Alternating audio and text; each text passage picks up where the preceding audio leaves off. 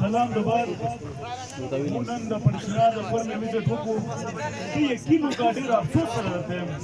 لکه موږ لاګي نه چې لکه باندې کوم مخکې چې د جمهوریت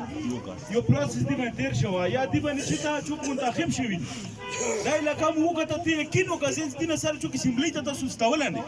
حالانکه ولا سکاله تاسو غفلت کې دی ولا سکاله تاسو تحریک کې دی خدای د پاره دې ځل خپل یو مشومان نه دغه اشاره مو کوي مشومان مستقبل ته وګورئ تاسو سکولونه شته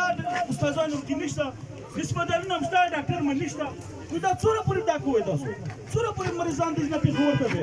دا ویلې تاسو سہولت نه راځي وجه څه خدای د پاره دې ته سوچو خپل ضمیر کا سوچو کوي ما خرڅوي پیسو باندې وټ